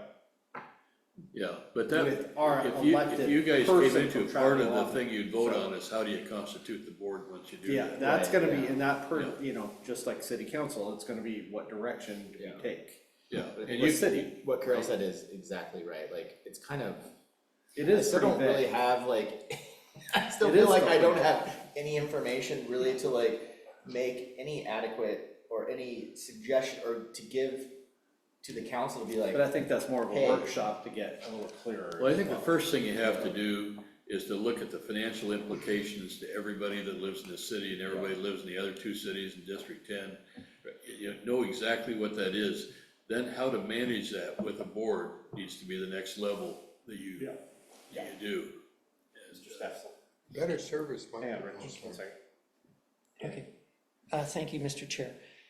You mentioned 2 or more new stations, 2 or 3? Did you Well- mean including 75? Replacing 75 with 2 or replacing 75 with 3? For Replacing Troutdale. 75, just replacing 75, not an additional one, but one that is more central to the calls in this area. Okay, And to be built in a way that accommodates today's firefighter and the employees you have that need to have, like I say, right now, if you look at what a fire station should be, it's not gonna be a country club, but it's gonna be, like I say, at Station 76, we have 2 shower rooms, 1 for male, 1 for female, 2 restrooms for the same, and individual sleeping quarters for each firefighter. And we don't have that at most of the stations. okay, so 90% of the calls are medical theoretically. Yeah, And frankly, Gresham isn't a real proponent of the whole QVC network thing. They're really big on sending the fire truck out. well, But, everybody does that, and the reason is like with the ambulances, they don't have enough people on duty to get to be a first responder unless they happen to be right across the street from a car wreck. right, okay, so we send the 2 guys out and we need 3 guys for the fire truck, right? Right, But there's 2 guys we on can't the- fight a fire unless we have 4 guys, correct? Is that still No, the case? No, the national standard is 4, and the reason the national standard is 4 is if they get to a structure fire where there may be people inside, there's supposed to be two go in and 2 stay out. Because they have to be able to communicate, if any of them get in trouble, they've gotta have somebody can help them get out. But 3 is below the national standard. Now, you can get by with 3 in some places where you don't have these buildup, but in big cities like down in Rockwood where they have those old 1950s and 60s apartments, they really need 4-person crews there, because if you get a structure fire with people inside and the firefighters have to go inside to help them, if you have 2 guys go in, there's only 1 guy outside, it's really dangerous. Some of those things we could probably address as we went Oh, yeah, along, I maybe. think in this area, what I know of and know of the studies that have been done, there are some places where the station should have 4 firefighters for fire. You don't necessarily need it for medical, but Yeah. there have been fires in Rockwood when,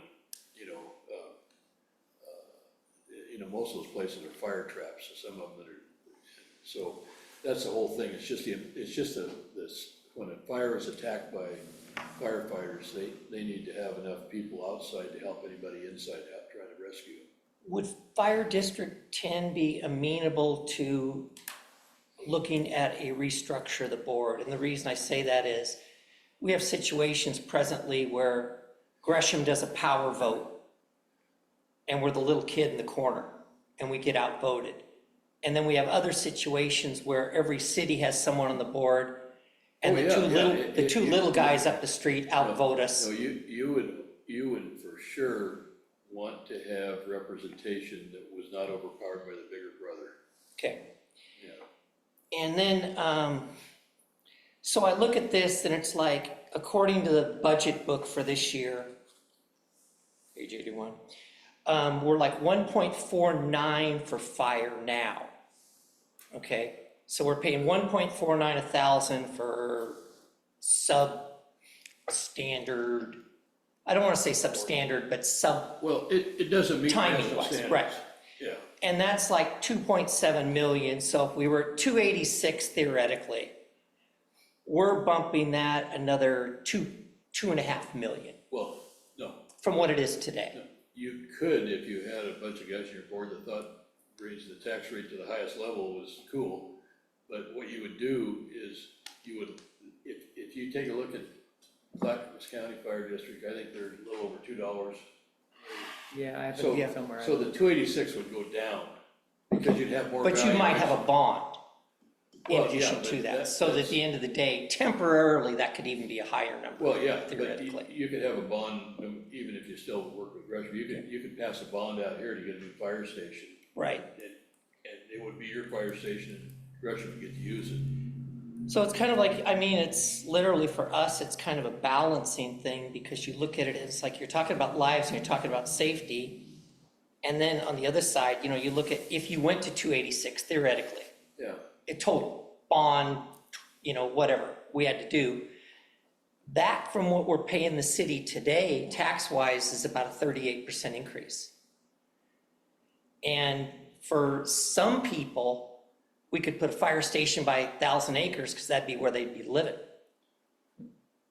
Because some people, it's probably gonna, I mean, it's gonna seriously price them down. So we've got to somehow, you know what I mean? You got to somehow figure out the best way to do it, where we're servicing the public at the end of the day. So we figure out a rate, but like, I guess to follow up to Councilor Wittrin's question is, you could kind of piece this together before we went out to the public and said, this is what we're gonna do. Well, yeah, we did that and lost, you know, when Gresham voted on it. Right. Now, District 10 also has to vote to receive you. Okay, So it takes both parties to agree. And, but when we did it, the anti-tax guys said, well, they say they're gonna lower the tax rate, but you know they won't. And I said, well, you know, the board is the one that sets the tax rate, and what the tax rate comes from is what you feel that is appropriate amount to spend, and that translates to a tax rate. So if you go, you know, say if Gresham and everybody was in it, and you went to 286, you'd be sitting in a bathtub throwing $100 bills all over yourself. You know, you'd have so much money. But if you, But yeah, because I think the current, Just trying to yeah, 235, it would add a lot of money if they went up to the higher tax rate to them. yeah, But then again, they're all elected officials who make that decision. yeah, you know, doesn't matter if you're a school district, fire district, city, you know, ultimately the citizens have to agree and vote on how much you're gonna ask the public to pay. And, you know, I just got my wife a t-shirt, you know, she was a county commissioner for 8 years. And the t-shirt says, without data, you're just another person with an opinion. and it's kind of my final comment for Gresham, it's just interesting that it's like, we're gonna say, hey, we're not doing a very good job now, but if you give us 50% more, we probably still won't do a very good job. Well, That's a tough sell. yeah, no, You no, know? I agree, the big thing is to convince people, but the cost is what the cost is. And you guys have to agree what that is. And, you know, you can't go out and say, hey, let's join the fire district, we'll charge you $1.60. Well, you know, you're gonna close fire stations. And, you know, I mean, you know, anybody that's a homeowner, you know, they don't like going to the grocery store now. It used to cost them $160, it costs them $230 a week now to feed their family. And, so, in the fire service now, if the money goes the way it goes and money goes away the way it might go, you're still gonna get somebody to get to you. It's just gonna take longer, and it maybe they don't come at all. You know, now they're in some places in Oregon, they're screening calls at the 911 center and saying, hey, you know, you're gonna have to get your neighbor to help you. And so, you know, it's a tough deal, but I think what you need to do is do the homework to find out what the exact facts are and then act on the facts. This is really helpful, thank you. Well, I'm sorry I'm taking so long, but So would you target a service level out to a particular date, you know? By so-and-so date, this is service level that we're targeting and the cost of what the cost is. And you had mentioned earlier, isn't the 4-minute kind of like that critical you know, time a lot of frame? that stuff's been done, Rich. Yeah. And I think it's fairly good knowledge of what needs to be there to stay at a standard that everybody agrees is the standard that should be met. And then you gotta figure out how to pay for it. Right. And that's the thing you guys gotta do. And you were saying like the 4 minutes is critical for life saving. Well, yeah, if you're unresponsive and your blood is not circulating, in 4 minutes, your brain starts to die and it can't come back. Right. See, that's a good selling point for me. Oh, yeah. Well, especially, you know. She's probably gonna the- vote no, but that's a good selling I'll point. tell you, the call that probably is the toughest one on firefighters or emergency people is little kids. Yeah, And you go to get a drowning victim, you know, and you really want to get to them quick. And that's why we're big on, and what I'd like to do is see is expanded is to have more people in fire stations learning CPR. yeah. Well, you don't know where you're gonna be when you are a loved one. Because you don't have to be a has neurosurgeon to do CPR. Right. Have you thought about, we're talking about station placement and so forth. It's not a lot of buildable area here. Have you thought about location of? Well, I think, as I remember, what they were looking at in Troutdale area was probably down around the airport, you know, somewhere around there, that industrial area, because you're getting such intense development down there and a lot of people working and, you know, so you can get a lot of people that are having accidents. And you know, you look at all of Amazon's vehicles, you know, just every time they roll, there's a possibility they can have an accident. Yeah, And, yeah, or the UPS. and then they trucks. get a lot of calls on the freeway for auto accidents on the freeway. They're usually pretty hairy. Yeah, And, so, you know, I think, you know, they've done the studies to see where in this area would be better to hit the calls that are happening. the UPS truck that got hit by a semi comes to mind. Yeah. Yeah. So have you thought about a location? Is that as close as we get somewhere? Well, I think what they did is that,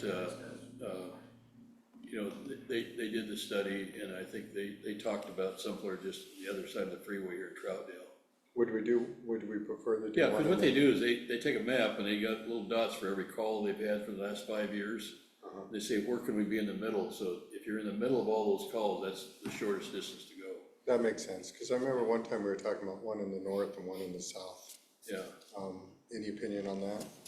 Well, I think at 10 million a copy now, I'd try to get just one. Okay. Yeah, start with one. Okay. All right, looking around the room again. I think we also have to keep in mind, if we're looking 30 to 40 years down the road, we're gonna have this whole complex down here, we're gonna have a complex down here, and then, I don't know what they're doing with Cherry Park Plaza. I hear a lot of rumors of what's going on in that building, since they got rid of all the elderly. So, They got rid of all the elderly. Would they do yes, bury you them? don't- Would you they- don't Yeah, know. where'd they put them? They got dispersed to other assisted living. I didn't know this. Yeah, I think they're closing, aren't they? They closed. Yeah. They closed on Really? the Across the high school? 27th. Yes, not the memory care, Okay, but the larger building Large behind building them. assisted living. Yeah, it's been there for like. Oh, yeah. And it was 30, 40 really, years. one people pointed to for good care. And that's So where there's most a of lot our of calls were, rumors. so does that change the sentence? Should we do a fire station on mobile wheels? Yeah. So I think we have to No, really keep that in I mind. agree, and, I mean, there's a lot of questions we have about, you know, tax rates and kind of building money up to keep doing improvements, building money up to do improvements and build, yeah, so, but, Okay. and then on top of I that. do you have see more that Paul Wilcox is on. Paul, did you have any questions for Mike this evening?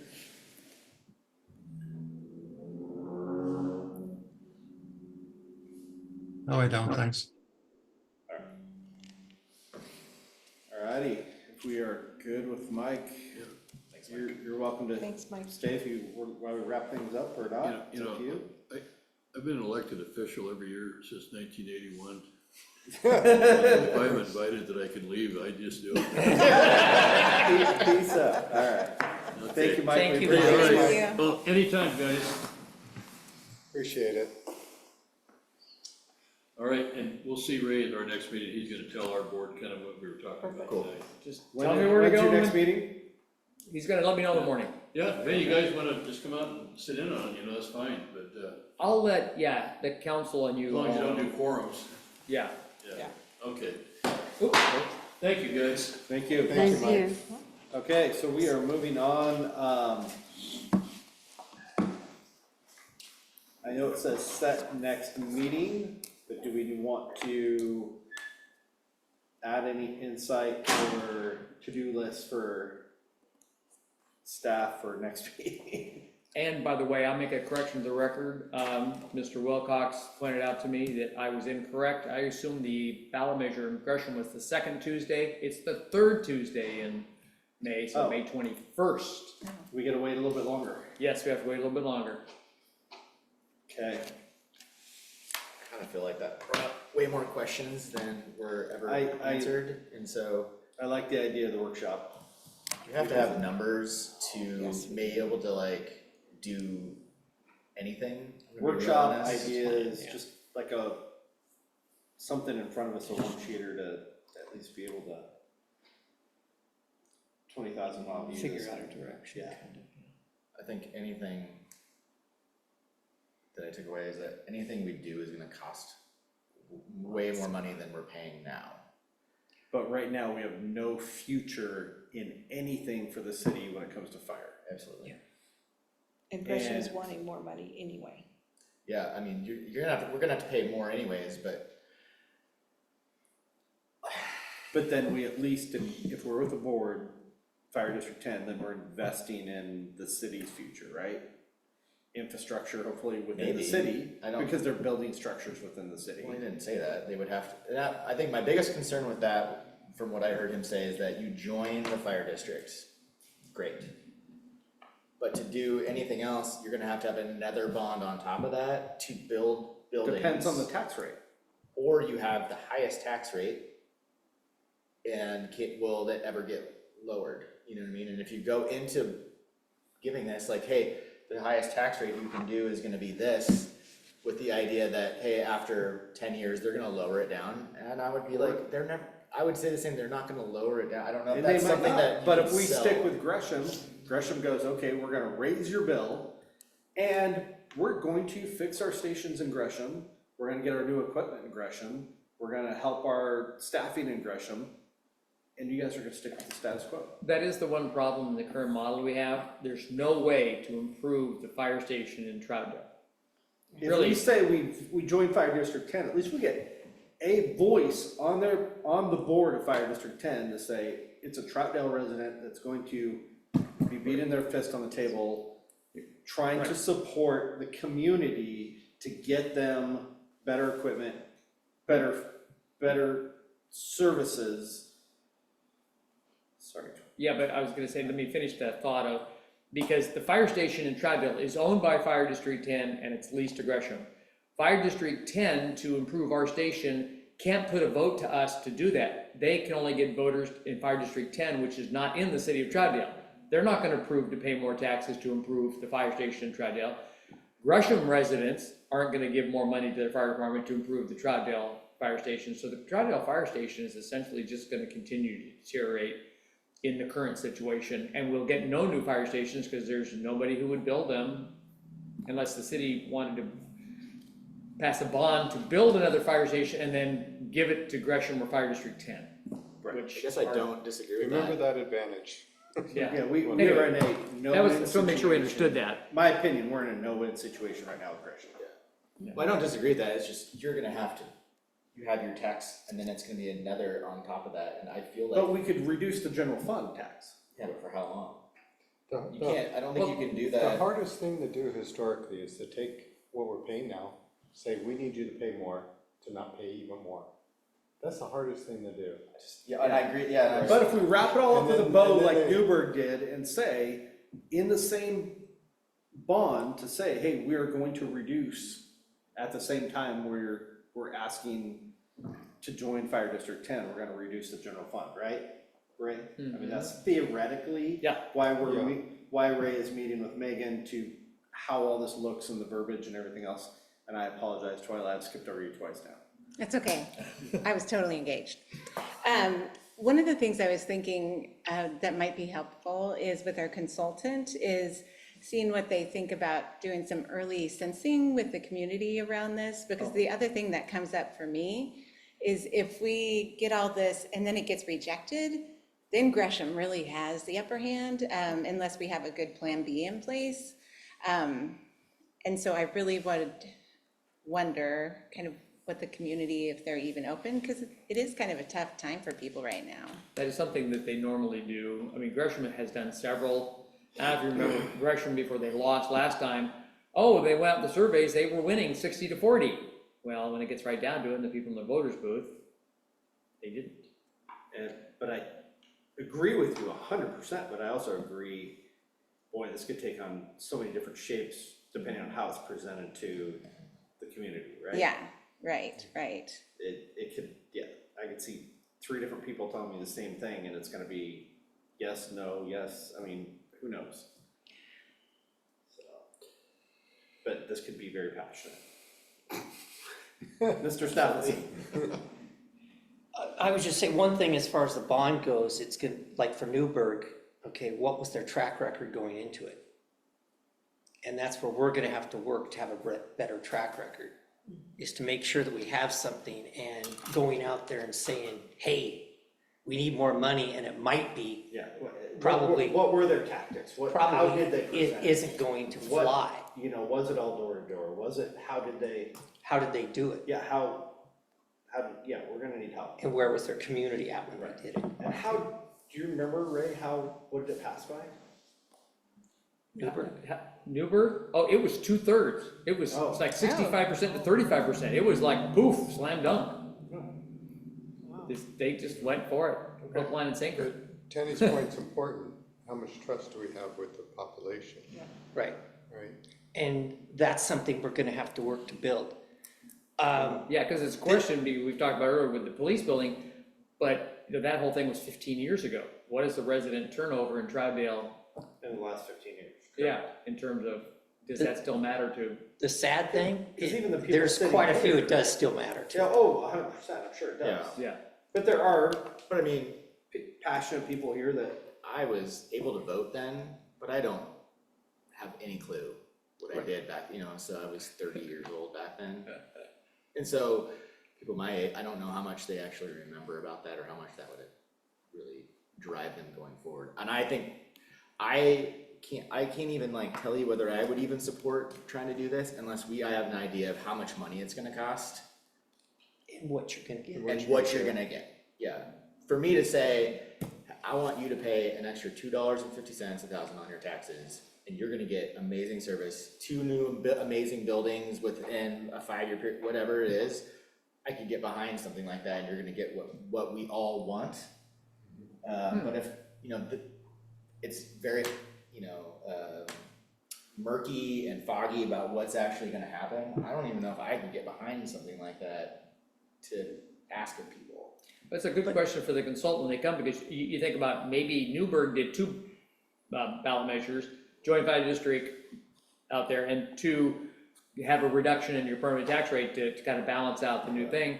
And you put a 3rd one on there saying, and this bond levy will fund a new fire station in Troutdale. And you give people the full litany of what do you want to go for? Yeah. At one time. Also, I just wanted to point something out, something we kind of sort of discussed the other day. I think that we should look into asking the state what, maybe they could fund a fire station. Maybe we can get some money for a fire station for our city from the state, from our representatives can, and I say that, having a discussion with one of them on maybe something like that could be something that we could add to a list of. Yeah, I don't know if everybody knows, it's just so bizarre, you don't publicize it. There are these Christmas tree bills that they pass in Salem that has all this money that goes to all these communities, counties, and cities around the state to do stuff. I mean, the one in the last legislative session was just amazing how much money, $3 million desiccated to help with their sewage treatment plant. All this kind of stuff out the whole state. And then this last one, Gresham got 2 ones. One was $3 million for them to help them redo the sewer system at the old Kmart building on Burnside. Yeah. To get ready for a new developer, so what, they got $3 million to help a developer move into that property? And funny thing is, the city of Gresham got $500,000 to rebuild their fire training tower down on 195th and Start on Halsey. That's owned by Fire District 10. It's not even there. So Gresham got $500,000 to improve their facility. And so, that's something that we need to look into seriously with Chris and Zach about, hey, we're over here, where's our, I think that would be something that would really benefit. one could be a city hall, one could be a fire station, I mean, or combination, Yeah, however it works, but yeah, something to think about. anyway. And One at a time, please. Ladies first. I also just want to keep in mind, I told Ray, is the Reynolds School District is also going out for a bond. So we really need to be strategic as to when we put ours out there. Because I know as a voter, Reynolds is gonna want more money, and the city's gonna want more money, and you're never, I'm gonna say no to everything. I'm just, not me personally, but I'm just like, y'all want more money? You're just gonna feel overwhelmed. Forget it, man. Yeah, It's you're gonna just be gonna feel overwhelming. And the struggle starts at home. As far as Gresham Fire goes, they're a service provider to us. So we're paying them to provide a service. We're not buying capital, and we have no ownership of any of the items that they have. We don't own a hose, fire truck, fire station, anything. And so really for them to even say a 50% increase for a service provider that's really kind of out there. To think that none of that money would be going to capital anywhere.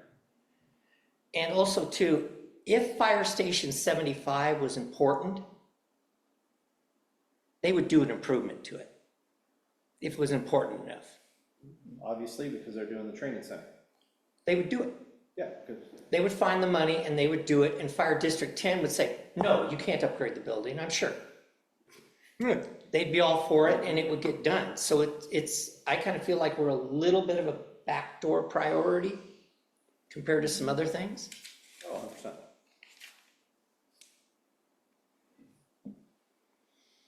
But with that, just a thought, to think that Gresham Fire might not be able to provide us service as a city from really a financial position, we need to be thinking about that now. Yeah. If things go sideways, what do we do? And there's some strong opposition they're facing, so things very likely could go sideways. Yeah. Yes, Victoria. I was just concerned with, because we only have a year. We are gonna have to negotiate with Gresham because we couldn't get our fire district approved by then. So how are we gonna be stuck with that big rate, or? That conversation is going on at least monthly with the 4 mayors and the city managers, this discussion, and that's why, but like I said, Gresham's gone dark until their election, because they don't know what their situation is. Yeah, But District 10 isn't able to take us on right now. no. Yeah. Yeah, it's a weird situation because we don't have any control over that. If they ask us for a price that's way up that we can afford, what do? Just let it burn? Or it's a scary thought. It is, right? And with the lead time for equipment and buildings and such, Yeah, Right. we're not gonna be ready on day one. We have No. to hit a target in a certain date. And I would say you wouldn't be, but one of the things we're looking at here is a 20, 30-year solution. Right. And that takes time, and really Gresham I don't believe is gonna wanna see something that says, oh, June 30th, 2025, have a nice day. They're not ready for that either. They're not ready to lose No. several $1 million on June 30th. They're not prepared for it. But I was gonna say, I think when you're negotiating anything, options are better. Oh, yeah. rather than having to go in there with your hat in your hand and say, well, it's.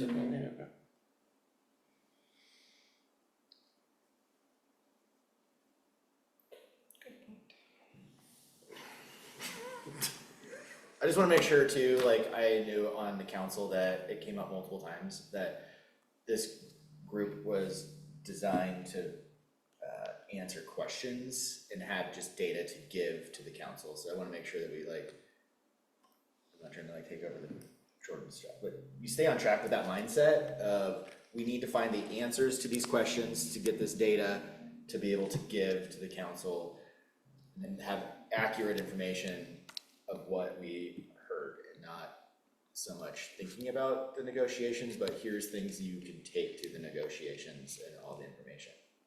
Cause I know that what I heard from the council, our fellow council members, was that they were worried that a decision was gonna be made, and that's not what we're doing. We're gathering a ton of information that we don't have, because we have more and more questions each time, it sounds like. We don't Well, I have the think we're still- authority to make a decision, even if we. Right, I just wanna make sure that we, No, like, I'm just trying to keep that mind frame. that wanna Personally, I get feel like the there's a answers. tidal wave of information coming, we're asking questions to decipher the information.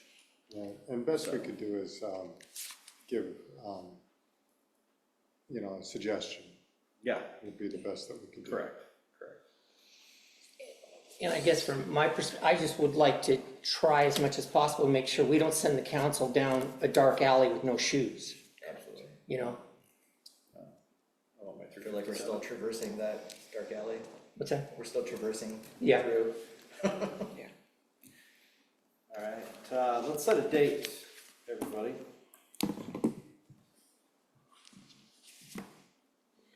May 6th?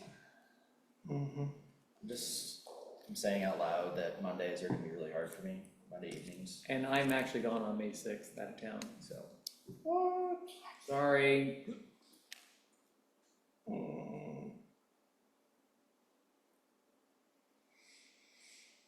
And I'm assuming any other day of the week is all filled up. Well, Tuesdays is either TCAB or Thursdays are PSAC, or Wednesdays are parks, or planning, or budget. Good luck, Yeah. because I thought we chose Mondays because that was the most open day. How many weeks do you For need this to room get and prepared for the next one? Well, I'll know more when I talk to Yeah, he needs at least a couple. Weeks, yeah. I'm looking, cause if you got. Might sort be of- interesting to do it after the 21st, see how that turns out. With new information. that I That's never true, if really- you wait till, that week, That's late. I could It's probably, it's late. easier to get these people to come and Well, that's maybe get a whole Memorial bunch of people to come and talk about this stuff and. Well, the 27th is Memorial Day. It might be a Memorial Day. Yeah. Well, would we consider another time this month, 29th? I don't know if you can get the speakers here. Okay. That's pretty tight.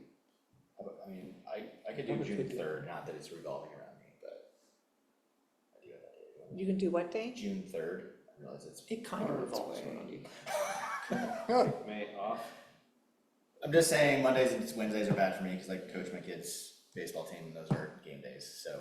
If we wanna wait until after Gresham's vote, then that's what we're kinda looking at, cause the holiday's falling right there. Yeah. June 3rd. But I can make June So, 3rd work. June so. 3rd, everybody. June Ray, does 3rd? that work for you? Yeah, Okay, can you send that, have Sarah send that out? Please. yeah, when I talk to Econ Northwest, the only thing after I talk to her, I may have questions for all of you, I could, I guess, do it by Yeah, we can email. all- Yep. As what information would be helpful to you in terms of analyzing the financial aspects of the fire? I'll ask you right now. Think about it the next couple of days and email me, what would you like to know about the financial implications of joining a fire district? So June 3rd's okay with you? even though Yes, it's I Monday? know, yes, we have Just a if you bot. could email me those, that would be great, so that I would like her to get going on that economic study sooner than later. Yep. As opposed to waiting until June 3rd, and that would be the question for y'all is, what's, in your mind about how would that, what financial issues come to mind about the district? Okay, All right, so a quick round robin with everybody, and Victoria's got her hand up, so. Are we still gonna follow up on Clackamas Fire District? It'd be nice to know if they could take us on, how much it would cost, and then it would also have some leverage with our negotiations. I'll put that on my list of to-do list. I will track down somebody over there who might be in the know and just say, would that be something they would even talk about? So, I'll do that. And maybe I'll do it when I go to their board meeting. That would be a question for them. I mean, I'll ask them in a public meeting. You guys consider approaching Fire District 1 and see if they'd be open to providing services. So, okay. Anything else, Victoria? Good. Carla? Good meeting, good discussion. In all the information, I am trying to like create little algorithms down, and I do think it would be interesting to look at maybe 3 to 4 different scenarios and kind of those price points and what that would look like, so. That's all kind of going through all our heads. Yeah, yeah. And that's it, thanks. Rich? All the good points have been covered. Okay. Yeah, I think until we get, I think that's really, like, our main focus is getting all those price points with all of those different options and how that service gets to Troutdale, or more importantly, I think what Rich said was, it resonated, is we're in this community, how does that service the community? Because we could be anywhere and, you know, so, but I also don't think that we can really get any answers from Gresham Fire until after that bond is done and decided, so. That could change the time real quick. Yeah. Carol? Good meeting, good discussion, lots of information. Just need numbers. Annie? I would echo that, good meeting, good discussion, and you're right, we need some numbers, and we need to see what happens with the bond. Right now, we're having a great discussion and some good ideas, but it's gonna kind of know what hole you're in. Anything else from staff, Brett? No, that was it. Okay. Hey, this has been my first, other than council meetings, like participation in a different committee ever in my life for the city. And I just want to say I really appreciate you guys, and I really enjoy this. It's different than the council, and so like I know you've done it before, and this is great. This is really, it's kind of cool to be a part of, so I appreciate that. It is. This is a great group, great discussion. Like we're heading. This is super important to me. This is, I've told Ray on numerous occasions that fire and policing contracts over the next,